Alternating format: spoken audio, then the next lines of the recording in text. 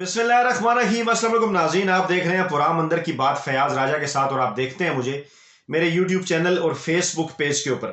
नाज़रीन, इस्लामाबाद में गर्मियों का मौसम की आमद है। ये देखें, टी शर्ट्स जो हैं वो हमने निकाल रही हैं और सियासत के मैदान में भी गर्मा गर्मी है और सुप्रीम कोर्ट का फैसला आने में जो है वो चंद ही घंटे अब बाकी रह गए हैं। और आज की इस वीडियो के अंदर हम आपको ये बताएंगे कि सुप्रीम कोर्ट से अगर ये फैसला आता है कि इलेक्शन जो है वो उस फैसले के नतीजे में खुफिया बैलेटिंग से होते हैं तो उसके बाद क्या नताइज होंगे सेनेट के इलेक्शन के।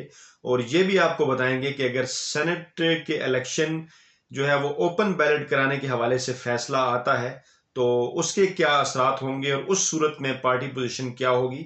दोनों सूरतों में हम आपको ये बताएंगे कि सुप्रीम कोर्ट के फैसले के बाद टॉप कौन करेगा सेनेट के अंदर, हुकूमत या अपोजिशन, और दोनों में से कौन ऐसा होगा जो 50 बनाएगा, यानी हुकूमत अपने 50 अरकान पूरे कर पाएगी या अपोजिशन अपने 50 अरकान पूरे कर पाएगी। क्योंकि नए ऐवान में कुल अरकान की तादाद जो है वो 100 होगी।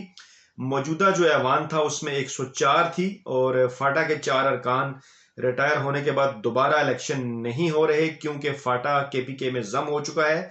इस वक्त 4 मजीद जो फाटा के अरकान सेनेट में मौजूद हैं वो 2024 तक अपनी मुद्दत पूरी करेंगे और उसके बाद फिर सेनेट जो है वो 96 अरकान का रह जाएगा। लेकिन इस वक्त सरे दस जो है वो इन इंतखाबात के बाद सेनेट 100 अरकान का होगा और 51 अरकान की जो हमायत हासिल करेगा उसका चेयरमैन सेनेट भी जो है वो आसानी से बन सकता है, अपोजिशन हो या हुकूमत हो। तो इस सिनेरियो में सुप्रीम कोर्ट के फैसला, अगर सुप्रीम कोर्ट के फैसले के नतीजे में, क्योंकि सुप्रीम कोर्ट ने तो सिर्फ ये बताना है कि आया सेनेट के जो इंतखाबात हैं वो आइन के आर्टिकल 226 के अंडर आते हैं या नहीं, आया कि वो आइनी है या कानूनी है।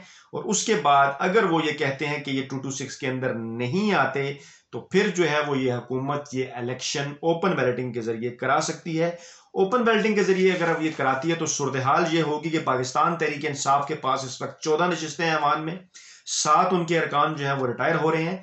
और वो फार्मूले जो हम आपके सामने अपनी मुख्तलिफ वीडियोज में केपी, बलोचिस्तान, सिंध के हवाले से शेयर कर चुके हैं, आप उनसे रेफरेंस भी ले सकते हैं, आप देख सकते हैं। क्योंकि पंजाब का फैसला हो गया है, वहां पंजाब में 53 अरकान की जरूरत थी एक सेनेटर के लिए, सिंध में 24, केपीके में 20 और बलोचिस्तान में 9 अरकान की जरूरत है और इस्लामाबाद में सिंपल मेजॉरिटी की। तो इस फार्मूले के तहत अगर ओपन बैलेटिंग से इलेक्शन होते हैं तो तहरीक इंसाफ के मौजूदा अरकान है 14, 7 रिटायर होंगे और 21, ज्यादा से ज्यादा ये मैं तादाद बता रहा हूं क्योंकि इत्तेहाद है उनका एमकेएम और जीडीए के साथ सिंध के अंदर और बाप के साथ जो है वो उनका इत्तेहाद है बलूचिस्तान के अंदर और पीएमएलक्यू के साथ इत्तेहाद है पंजाब के अंदर। और पंजाब के अंदर एक नशिस्त जो पीएमएलक्यू को मिली है वो हुक्मरान इत्तेहादी की शुमार होगी। इसी लिहाज से अगर टोटल करें तो 21 नए सेनेटर पाकिस्तान तहरीक इंसाफ के साथ आ सकते हैं, इसमें एक की पीएमएलक्यू का सेनेटर भी शामिल है और कुल तादाद जो है वो 28 हो सकती है। पाकिस्तान पीपल्स पार्टी 21 सेनेटर मौजूद हैं, 8 रिटायर हो जाएंगे, 6 नए सेनेटर ओपन बैलेटिंग के जरिए आ सकते हैं उनके, यानी कि जो इस वक्त उनकी सूरत हाल है मौजूदा, और वो 6 के 6 उनके पास जो है वो सिंध ही से आने का इम्कान है, बाकी किसी जगह नहीं आ सकते। अगर कोई हॉर्स ट्रेडिंग ना हो, ओपन बैलेटिंग हो तो 19 अरकान उनके बन जाएंगे। पाकिस्तान मुस्लिम लीग नवाज 29 अरकान इस वक्त है, 17 उनके रिटायर हो रहे हैं, 5 नए अरकान उनके आ सकते हैं और वो आ चुके हैं। उनके पास भी किसी किस्म की कोई गुंजाइश नहीं है कि उनके कोई अरकान जो है वो इसके अलावा जो है वो किसी जगह से आए, क्योंकि सिंध के अंदर, केपी के अंदर या बलूचिस्तान के अंदर उनके पास इतने अरकान नहीं है कि वो कोई सेनेटर वहां पे ला सके। ओपन बैलेटिंग की सूरत में उनके अरकान 17 हो जाएंगे नए। बलूचिस्तान अवामी पार्टी 10 अरकान, 3 रिटायर होंगे, 6 वो बलूचिस्तान से ला सकते हैं और पीटीआई का इत्तेहाद अगर 7 हो तो 7 ला सकते हैं और है वहां पे अब वो उनके अरकान की तादाद 13 जो है वो हो सकती है। जमीयत उलमा इस्लाम फजल रहमान 4 हैं इस वक्त और 2 रिटायर होंगे, 3 उनके नए जो हैं वो अरकान आ सकते हैं और ज्यादा चांसेस उनके अरकान के जो हैं वो बलोचिस्तान के अंदर ही से हैं क्योंकि बलोचिस्तान में उनके पास जो है वो नशिस्तें सूबाई असम्बली में मौजूद हैं। इत्तेहाद अगर उनका होता है तो केपीके से एक आ सकती है, वो पहुंचेंगे जनाब टोटल 5 के ऊपर, एमकेएम के 5 हैं, 4 रिटायर होंगे और जनाब दो नए जो हैं वो उनके आ सकते हैं और उनकी तादाद जो है वो 3 हो सकती है। और ये इत्तेहाद अगर पीटीआई के साथ वो उनका रहता है तो उसी सूरत में ये ओपन बैलेटिंग के जरिए ही। बीएनपी मैंगल 1 है, 1 रिटायर हो रहा है और 2 जो है वो नए आ सकते हैं खैबर पख्तूनख्वा में वो अगर अपने इत्तेहाद के माफ कीजिएगा बलूचिस्तान में अगर अपने इत्तेहाद के साथ वो जाते हैं ओपन बैल्टिंग के जरिए। ANP एक अरकान है, एक अरकान रिटायर हो जाएगा, 2 नए आ सकते हैं उनके पास। और वो भी जो है वो उनकी इस वक्त जो पोजीशन है वो KPK से और बलूचिस्तान दोनों जगह पे उनकी नुमाइंदगी अगर इत्तेहाद के ऊपर वो जाएं। ANP खैर KPK से एक सीट भी है अपने इत्तेहाद के साथ हासिल कर सकती है। 2 के टोटल में वो पहुंचेंगे। GDA एक नशिस्त है, कोई रिटायर नहीं होगा, एक मजीद आ सकता है। सिंध से 2 हो जाएंगे। नेशनल पार्टी 4 नशिस्तें हैं, 2 रिटायर हो जाएंगी, कोई नई नहीं आ सकती। बलूचिस्तान में उनकी अच्छी पोजीशन नहीं है। 2 नए अवान में उनके पास नशिस्तें होंगी। पख्तूनख्वा मिली अवामी पार्टी 4 नशिस्तें हैं, 2 रिटायर हो जाएंगे, नया कोई आने का इम्कान नहीं है। 2 उनकी तादाद टोटल हो जाएगी। जमात इस्लामी अगर इसी तरह ओपन बेल्टिंग ही रहे सुप्रीम कोर्ट के फैसले के नतीजे में, अगर ओपन बेल्टिंग हो तो तब 2 में से 1 रिटायर हो जाएगा और कोई भी नया नहीं आएगा और एक उनका रुकन जो है वो रह सकता है। और फाटा के जो है वो 8 अरकान है, 4 रिटायर हो जाएंगे, कोई नया नहीं आएगा क्योंकि इलेक्शन नहीं हो रहे। वो 4 इस वक्त हुकूमती इत्तेहाद का ही हिस्सा है। और सिनेरियो जो बनेगा कि पाकिस्तान तहरीक इंसाफ, बलूचिस्तान अवामी पार्टी, MKM, GDA इन तमाम और प्लस इंडिपेंडेंट जो 4 हैं, इन तमाम की नशिस्तें मिलाकर अजीब इत्तफाक है कि 50 बनेगी।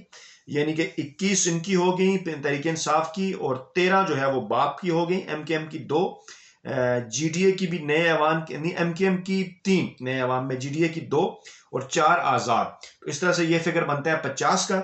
और अपोजिशन का जो इत्तेहाद है उनके पास Pakistan Peoples Party, PMLN, JUI, फे, BNP Mengal, Awami National Party, Pakhtunkhwa Milli Awami Party और जमात इस्लामी अगर ओपन बेल्टिंग ही रहती है तो उनके सेंटर्स की तादाद भी अजीब इत्तफाक है कि 50 रहेगी।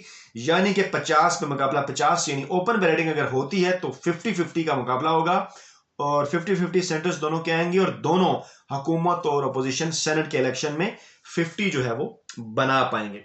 दूसरा मामला नाज़रीन टेढ़ा है। अगर सुप्रीम कोर्ट के फैसले के नतीजे में कुछ भी ना बदले और इंतखाबात जो हैं वो खुफिया बैलेटिंग के जरिए आए तो उसके लिए अपोजिशन इत्तेहाद अपनी कोशिश पूरी कर रहा है। पंजाब में तो खैर फैसला हो गया है। सिंध के अंदर जो है वो MKM को दाना डाला जा रहा है और MKM को ऑफर की जा रही है। आज MKM के लोग जो है वो उस खाने में भी शरीक नहीं थे जो PTI की जानिब से दिया गया और गवर्नर साहब की तरफ से, और जिसमें GDA के अरकान भी जो है वो शरीक हुए और वहां पे बातचीत हुई। लेकिन MKM ने ये कहा कि वो इस इत्तेहाद के अंदर ही है। लेकिन खैर पीपल्स पार्टी हर सतह पे चली गई है, उन्हें ऑफर्स उन्होंने की हैं कि आप PDM का हिस्सा बन जाएं। बिलावल भुट्टो ने ऑफर की है और वजारत की भी ऑफर की है और साथ ये कहा है कि सेनेट की नशिस्त भी जो है वो हम उनको जितवाने में मदद करेंगे।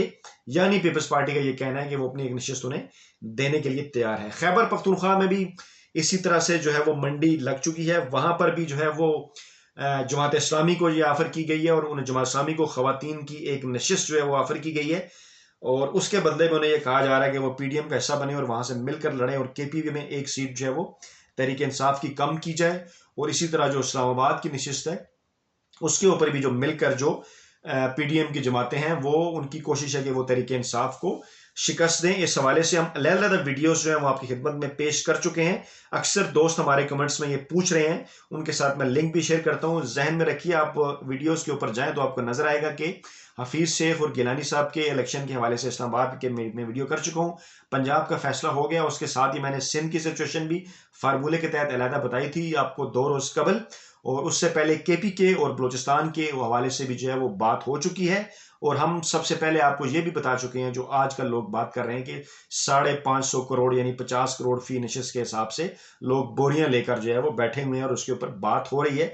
ये तमाम चीजें हम बर वक्त जो है वो अपने नाज़रीन को इसी चैनल के ऊपर इन्हीं वीडियोस के अंदर जो है वो बता चुके हैं। तो नाज़रीन ये है वो तमाम तर सूरत हाल जो सुप्रीम कोर्ट के फैसले के बाद होगी और हमारी तरह भी जो आपकी तरह हम सब लोगों की नजरें भी सुप्रीम कोर्ट के फैसले के ऊपर हैं और जो ही सुप्रीम कोर्ट का फैसला आता है इस हवाले से भी वीडियो आपकी खिदमत में पेश की जाएगी। और उसके बाद एक वादा जो आपसे है वो ये है कि अगर खुफिया बैलेटिंग के जरिए ही इलेक्शन रहते हैं तो फिर वोटिंग का क्या तरीकाकार होगा और गिनती का क्या तरीकाकार होगा, उसके ऊपर भी एक वीडियो जो है वो आपकी खिदमत में हम कल या परसों इंशाल्लाह जरूर पेश करेंगे। तो नाज़रीन ये मैंने आपको अपडेट्स दी कि अगर ओपन बैलेटिंग होती है तो 50 अपोजिशन भी कर लेगी और 50 हुकूमत भी कर लेगी, लेकिन अगर खुफिया बैलेटिंग होती है तो दोनों में से दोनों तरफ वाइस वर्सा है, एक जो है वो इत्तेहाद या हुक्मरान इत्तेहाद या अपोजिशन इत्तेहाद 50 कर पाएगा। जरूरी नहीं कि अपोजिशन हुकूमत के अरकान तोड़ेगी, हुकूमत भी जो है वो अपोजिशन के अरकान तोड़ सकती है। और मैदान क्योंकि बिल्कुल खुला है, और देखते हैं अब कल सुप्रीम कोर्ट का फैसला इस हवाले से क्या आता है। अपना बहुत ख्याल रखिएगा, अपनी दुआ में याद रखिएगा। अल्लाह हाफिज।